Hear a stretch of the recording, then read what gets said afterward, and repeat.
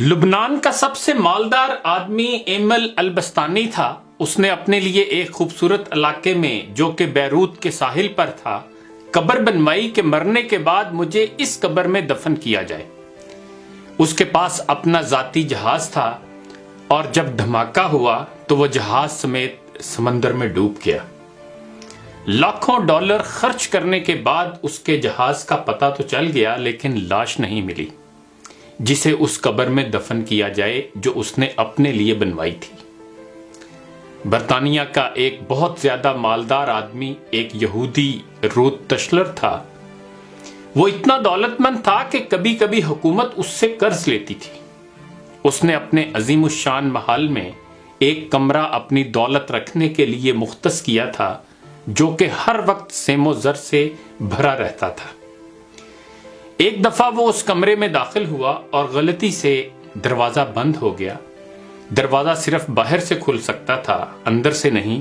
اس نے زور زور سے چیخو پکار شروع کی لیکن محل بڑا ہونے کی وجہ سے کوئی اس کی آواز نہ سن سکا۔ اس کی عادت تھی کہ وہ کبھی کبھی بغیر کسی کو بتائے کئی ہفتے گھر سے غائب رہتا تھا۔ جب وہ کسی کو نظر نہ آیا تو گھر والوں نے سوچا کہ حسب عادت کہیں چلا گیا ہوگا۔ وہ برابر چیختا رہا یہاں تک کہ اسے سخت بھوک اور پیاس لگی۔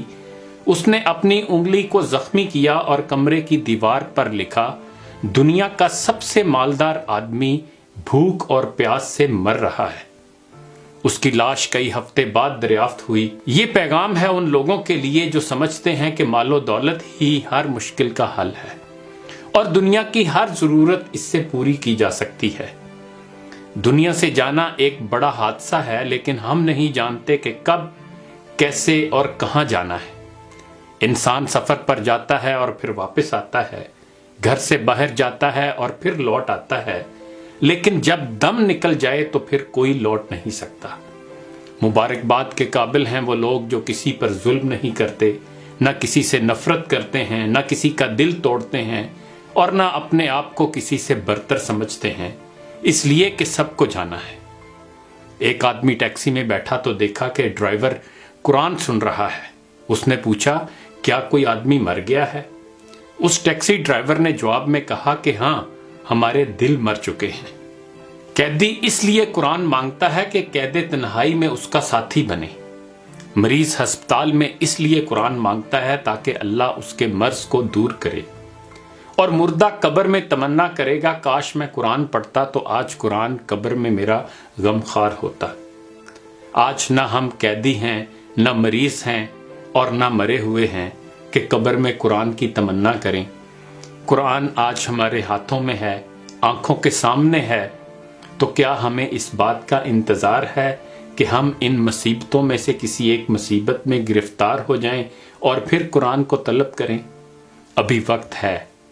آئیے دعا کریں کہ اے اللہ قرآن کو ہمارے دلوں کی بہار، ہمارے سینوں کا نور، ہمارے ایوب کا پردہ پوش، ہمارے نفوس کا مددگار، ہماری قبر کا ساتھی اور روز محشر میں ہمارا سفارشی بنا دیجئے۔